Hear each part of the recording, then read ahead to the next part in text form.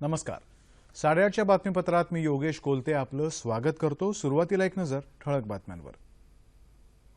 कारागृह रक्षकाची हत्या करून सिमी संघटनेशी संबंधित 8 दहशतवाद्यांचं भोपाळच्या मध्यवर्ती कारागृहातून पलायन. लोहपुरुष सरदार वल्लभभाई पटेल यांची आज 141वी जयंती. राष्ट्रीय एकता दिवसानिमित्त देशभरात विविध कार्यक्रम. देशाच्या माजी पंतप्रधान इंदिरा गांधी यांच्या पुण्यतिथीनिमित्त देशभरातून आदरांजली. भारतीय जवानांनी पाकिस्तानच्या कुरापतीला दिलेल्या सडेतोड प्रत्युत्तरात पाकिस्तानच्या 4 चौक्या उद्ध्वस्त. हुतात्मा नितीन कोळी यांच्या पार्थिव देहावर आज सांगलीत त्यांच्या मूळ गावी लष्करी इतमामात अंत्यसंस्कार होणार. आणि पाकिस्तानचा पराभव करत भारताची आशियाई हॉकी अजिंक्यपदाला गवसणी. दिवाळी जोरात साजरी. सिमी या संघटनेशी संबंधित 8 दहशतवाद्यांनी आज भोपाळच्या मध्यवर्ती कारागृहातून पलायन केलं. कारागृह रक्षकाची हत्या करून हे दहशतवादी पळून गेले. आज पहाटे 2 ते 3च्या दरम्यान ही घटना घडल्याचं कारागृहाचे महासंचालक रमण सिंग यांनी पीटीआयला सांगितलं आहे.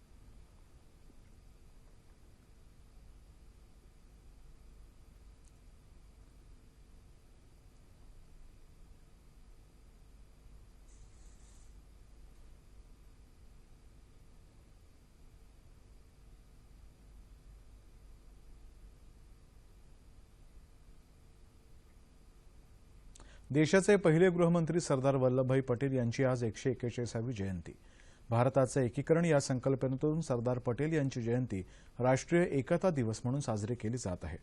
पंतप्रधान नरेंद्र मोदी यांनी नवी दिल्लीतल्या पटेल चौकात सरदार वल्लभभाई पटेल यांच्या पुतळ्याला पुष्पहार अर्पण करून आदरांजली वाहिली. राष्ट्रीय एकता दिनानिमित्त देशभरात विविध कार्यक्रमांचं आयोजन करण्यात आलं. दिल्लीतल्या इंडिया गेटवर होणाऱ्या एका कार्यक्रमात पंतप्रधान एकतेची शपथ देतील आणि रन फॉर युनिटीला हिरवा झेंडा दाखवतील. यावेळी एक टपाल तिकीटही जारी करण्यात येणार आहे. नवी दिल्लीतल्या प्रगती मैदानावर होणाऱ्या एका कार्यक्रमात सरदार पटेल यांच्या कार्यकर्तृत्वाचा आढावा घेणारा एक डिजिटल चित्रपट दाखवला जाईल. देशाच्या एकता, अखंडता आणि सुरक्षेसाठी सरदार वल्लभभाई पटेल यांचं योगदान उल्लेखनीय आहे.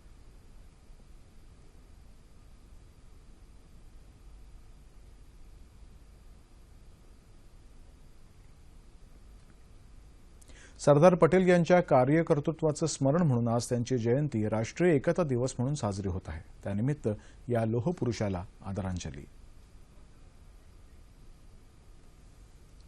भारताचे राजकीय आणि सामाजिक नेते पोलादी पुरुष सरदार वल्लभभाई पटेल 31 ऑक्टोबर 1875ला गुजरातमधल्या करमसदमध्ये त्यांचा जन्म झाला. देशाच्या स्वातंत्र्य लढ्यातलं त्यांचं योगदान मोलाचं आहे. त्याबद्दल त्यांना अनेकदा कारावासही भोगावा लागला. महात्मा गांधीजींच्या असहकार चळवळीत सक्रिय होऊन त्यांनी खेडा, बोरसद, बारडोलीतल्या शेतकऱ्यांना संघटित करून इंग्रजी अत्याचाराविरुद्ध सत्याग्रह केला. त्या काळी त्यासाठी 15 लाख रुपयांचा निधीही त्यांनी जमा केला.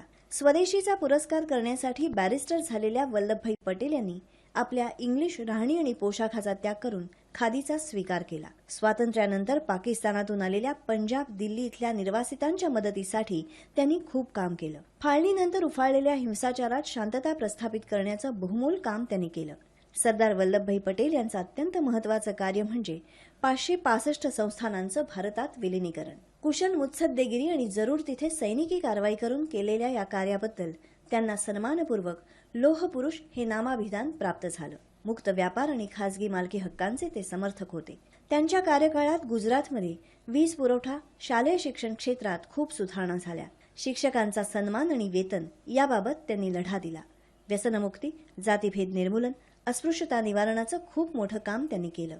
भारतीय प्रशासकीय सेवा, भारतीय पोलीस सेवांच्या स्थापनेतही त्यांनी महत्त्वाची भूमिका बजावली. तसंच भारतीय नागरी सेवेत होणाऱ्या राजकीय हस्तक्षेपाविरोधात त्यांनी आवाज उठवला. अशा अनेक समस्यात त्यांचा कणखरपणा अधोरेखित होत राहिला. भारताच्या एकीकरणासाठी अविरत लढा देणाऱ्या लोहपुरुष भारतरत्न सरदार वल्लभभाई पटेल यांना विनम्र अभिवादन. देशाच्या पहिल्या महिला पंतप्रधान म्हणून सूत्र स्वीकारणाऱ्या इंदिरा गांधी यांची आज 32वी पुण्यतिथी.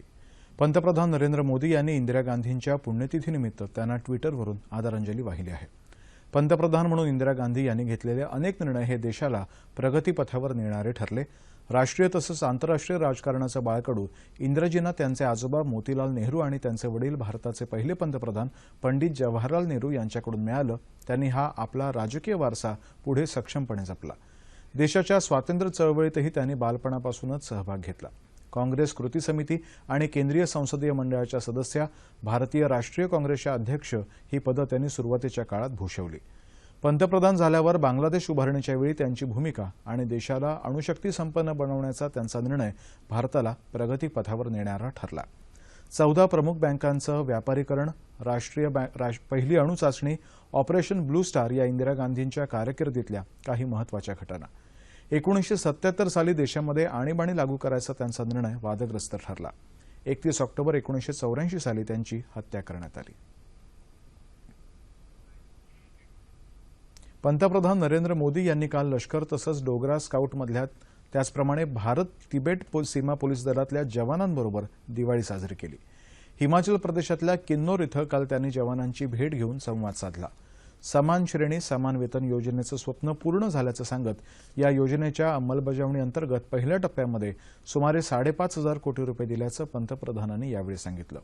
त्यानंतर पंतप्रधानांनी चांगो या गावामध्ये जाऊन ग्रामस्थांची भेटही घेतली.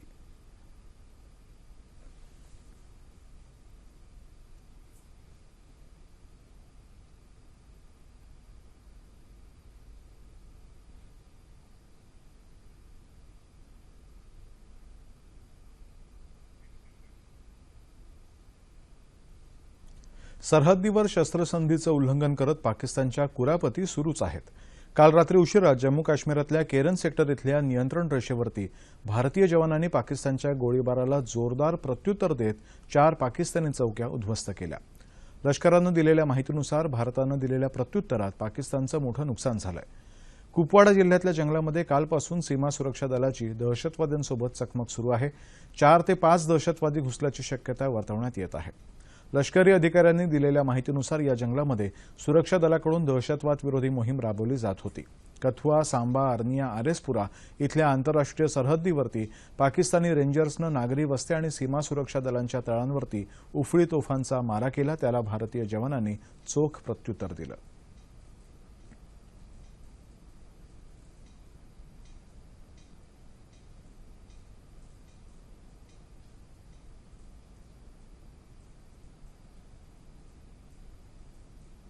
भ्रष्टाचारमुक्त आणि पारदर्शी प्रशासनाचं उद्दिष्ट ठेवून देशामध्ये आजपासून दक्षता जनजागृती सप्ताहाला सुरुवात होते आहे.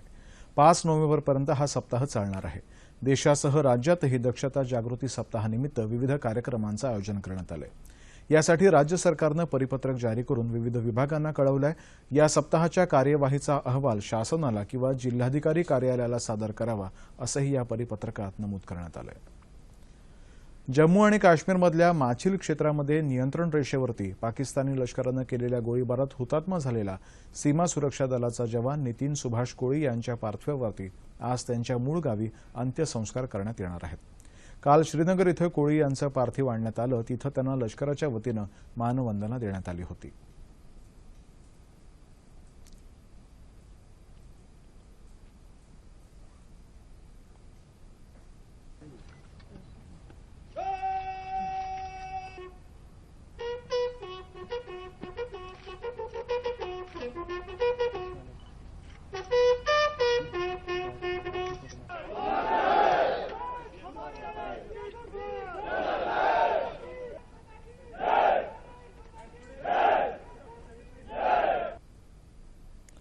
सांगली जिल्ह्यातल्या दुधगाव या मूळ गावी त्यांचं पार्थिव आज सकाळी आणण्यात आलं.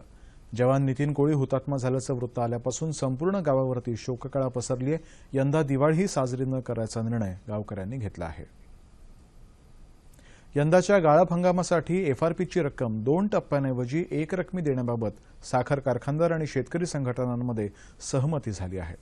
कोल्हापुरात काल महसूल मंत्री आणि कोल्हापूरचे पालकमंत्री चंद्रकांत पाटील यांच्या अध्यक्षतेखाली स्वाभिमानी शेतकरी संघटना तसंच साखर कारखानदारांची बैठक झाली. या बैठकीत हा निर्णय घेण्यात आला. खासदार राजू शेट्टी हेही या बैठकीला उपस्थित होते. उसाला 3,200 रुपये प्रति टन इतका दर मिळावा अशी मागणी स्वाभिमानी शेतकरी संघटनेनं केली आहे. FRPच्या दरनिश्चितीबाबत मात्र या बैठकीमध्ये निर्णय होऊ शकला नाही. 5 नोव्हेंबरपूर्वी ऊसाच्या दराबाबत तोडगा काढून कारखाने सुरळीत सुरू होतील असा विश्वास चंद्रकांत पाटील यांनी बैठकीनंतर पत्रकारांशी बोलताना व्यक्त केला. ऊसाला योग्य दर मिळाला नाही तर ऊस तोडू दिला जाणार नाही असा इशारा राजू शेट्टी यांनी यावेळी दिला. एक रकमी FRP बरोबर ही जी अतिरिक्त उपलब्ध रक्कम आहे साखर विकून असलेली ती पहिल्या उचलीमध्ये घालावी आणि आम्हाला द्यावी आणि या संदर्भामध्ये तुमचा काय प्रस्ताव द्यायचा असेल तर द्या असं आम्ही सांगितलं. परंतु साखर कारखानदार FRP वरच चिकटून राहिले, त्यामुळं आज काही निर्णय होऊ शकलेला नाही आहे. मला खात्री आहे की 1-2 बैठकांमधून याच्यामध्ये काहीतरी मधला मार्ग निघेल आणि साखर कारखाने अतिशय सुरळीतपणे सुरू होण्यात अडचण येणार नाही आणि शेतकऱ्यांना सुद्धा चांगला भाव मिळेल. आणि आता दूरदर्शनच्या सह्याद्री वाहिनीच्या वृत्त विभागासाठी स्ट्रिंगरची नियुक्ती करण्याबाबत माहिती जाणून घेऊया. प्रसार भारती भारत लोकसेवा प्रसारक प्रादेशिक वृत्त विभाग दूरदर्शन केंद्र मुंबईकडून 36 जिल्ह्यांकरता स्ट्रिंगर्सचं पॅनल तयार करण्यासाठी अर्ज मागवण्यात येत आहेत. अर्ज 16 डिसेंबर 2016 संध्याकाळी 5 वाजेपर्यंत प्रादेशिक वृत्त विभाग दूरदर्शन केंद्र PB मार्ग वरळी मुंबई 30 या पत्त्यावर पोहोचतील अशा पद्धतीनं पाठवणं आवश्यक आहे. अर्ज आणि अधिक माहिती संकेतस्थळ www.ddkmumbai.org वर उपलब्ध. आज बलिप्रतिपदा म्हणजेच दिवाळी पाडवा. 3.5 मुहूर्तांपैकी अर्धा मुहूर्त. या दिवशी अनेक नवे प्रकल्प चालू केले जातात. बळीराजाचं रांगोळीनं चित्र काढून त्याची पूजा केली जाते. शेतकरी पहाटे स्नान करून डोक्यावर घोंगडी घेतात. एका मडक्यामध्ये कणकेचा पेटता दिवा घेऊन शेतामध्ये जातात. काही ठिकाणी बळीच्या अश्वारूढ प्रतिमा करून तिची पूजा केली जाते. आर्थिक हिशोबाच्या दृष्टीनं व्यापारी लोक दिवाळीतला पाडवा ही नववर्षाची सुरुवात मानतात. घरोघरी सायंकाळी पाटाभोवती रांगोळी काढून पत्नी पतीला औक्षण करतात. दरम्यान काल मुंबईत नरिमन पॉइंट इथं करण्यात आलेल्या आतषबाजीचा आनंद मुंबईकरांनी लुटला.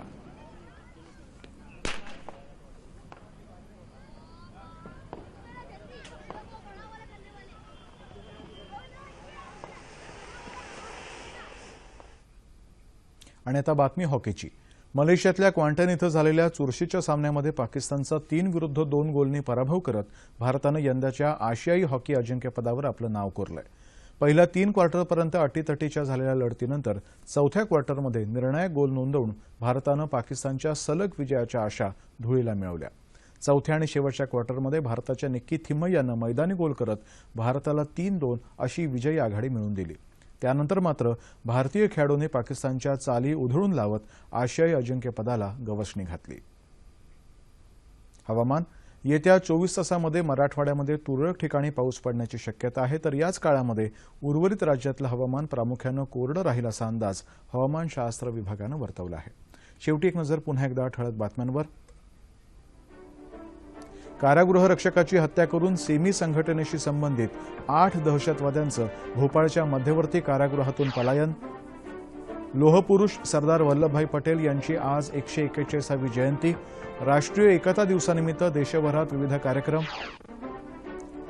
देशाच्या माजी पंतप्रधान इंदिरा गांधी यांच्या पुण्यतिथीनिमित्त त्यांना देशभरातून आदरांजली. भारतीय जवानांनी पाकिस्तानच्या कुरापतीला दिलेल्या सडेतोड प्रत्युत्तरात पाकिस्तानच्या 4 चौक्या उद्ध्वस्त. हुतात्मा नितीन कोळी यांच्या पार्थिव देहावर आज सांगलीत त्यांच्या मूळ गावी लष्करी इतमामात अंत्यसंस्कार होणार. आणि पाकिस्तानचा पराभव करत भारताची आशियाई हॉकी अजिंक्यपदाला गवसणी. दिवाळी जोरात साजरी. याबरोबरच हे बातमीपत्र संपलं. पुन्हा भेटूया सकाळी 11:30 वाजता सह्याद्री वाहिनीवर. नमस्कार.